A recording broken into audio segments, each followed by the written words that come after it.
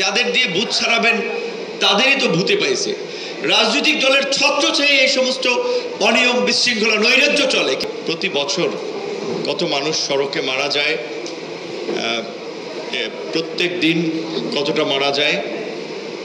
মোটামুটি আমরা যারা রাস্তায় চলি তারা সকলেই বিশেষ করে সড়কের এই দুর্ঘটনার ভয়াবহ চিত্র আমরা জানি। বিশেষ করে আজকে আসার সময় আমি নিজেই হয়তো খুব বেশি ভয়ে আল্লাহ বাঁচিয়েছে, আমরা এদিক থেকে আশা ধরছি, আপনার যেটা বলে যে আপনার 4 রাস্তার মোড়ে ওই দিক থেকে আরেকটা লেগে গেছে আর কি, গাড়ি, খুব বেশি অ্যাক্সিডেন্ট হয় নাই। তো আমরা ঢাকা শহরে চলতে গেলে এ ধরনের অনেক ঘটনা ফেস করি।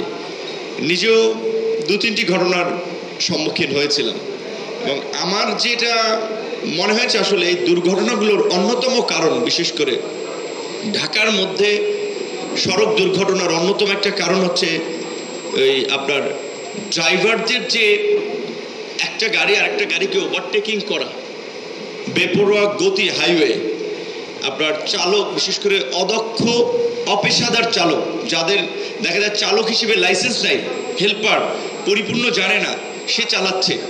কিংবা আপনার অনেকে আছেন আপনার আগের রাতে ঘুম না হওয়ায়, বিশেষ করে মানসিক একটা টেনশন, দুশ্চিন্তা, এগুলো অনেকগুলো দুর্ঘটনার একটা কারণ।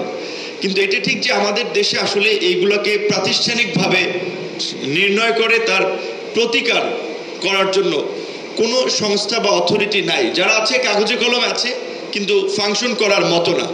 আপনার বিশেষ করে লাইসেন্সের কথা যদি আমরা বলি, আমরা মাসুদ ভাই সুন্দর প্রস্তাবনা দিয়েছেন যে একটা লাইসেন্স কি প্রক্রিয়া হতে পারে। একটা অথরিটি তারা তাদেরকে রোডে চলাচলের জন্য যেই বিষয়গুলো মাথায় রাখা দরকার সেইগুলো তাদেরকে বোঝানোর পাশাপাশি একটা নৈতিক মূল্যবোধের শিক্ষা দেবেন।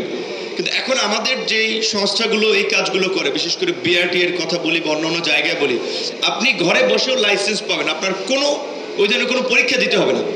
এখন আমরা সরকারের অনেকগুলো সংস্থা আছে, ব্যক্তি আছে, কাজ আছে, পদক্ষেপ আছে, কিন্তু কোনোটা তো ফলো করা হয় না। দুর্নীতি এবং অনিয়ম রন্ধ্রে রন্ধ্রে ভরে গেছে। কাজে সেই ক্ষেত্রে আমরা যত ভালো ভালো পদক্ষেপ নেই, আমরা তার প্রতিকার পাই না। এমনকি এটা অনেকে বলে থাকেন এবং এটা একটা বাস্তব, বিভিন্ন বিশেষজ্ঞরা বলেছেন যে একটা দেশে আইনের শাসন কতটুকু আছে সেটা দেখার জন্য আপনি সেই দেশের ট্রাফিক সিস্টেমের দিকে তাকাবেন। যেই দেশের ট্রাফিক সিস্টেম যত উন্নত, সেই দেশের আইনের শাসন তত শক্তিশালী। যেমন আমি মিডল ইস্টের কথা, আমরা বিভিন্ন দেশে অনেকেই যান, মিডল ইস্টের দেখেছি যে আমাদের সমস্ত লোকজন যারা গাড়ি ড্রাইভ করে, সিট বেল্ট বাঁধা থেকে শুরু করে আপনার গতি, এক একটা লেন আছে তো আলাদা, তো ওই লেন গতি চালানো, মানে গতি মেনে গাড়ি চালানো, কিংবা অন্যান্য সব ক্ষেত্রে তাদের যে সচেতনতা, বাইরের দেশে এটা আছে, আমাদের দেশে তো এটা নাই। আমাদের দেশে এই যে যেখানে সেখানে গাড়ি পার্কিং, রাস্তার ফুটপাত দখল করে আপনার দোকানদারি, এইগুলো কিন্তু রাজনৈতিক ছত্রছায়াই হয়। তো তাহলে ইলিয়াস কাঞ্চন ভাই যেটা বলেছেন, এটা তার বক্তব্যে, সভাপতির বক্তব্যে বলেছেন যে আমি 32 বছর ধরে কাজ করতেছি, যে 24 বছর এতে স্বাধীন হয়েছে, কিন্তু 32 বছরে সড়ক নিরাপদ হয় নাই। কারণ যাদের দিয়ে ভূত ছাড়াবেন তাদেরই তো ভূতে পাইছে। রাজনৈতিক দলের ছত্রছায়ায় এই সমস্ত অনিয়ম, বিশৃঙ্খলা, নৈরাজ্য চলে।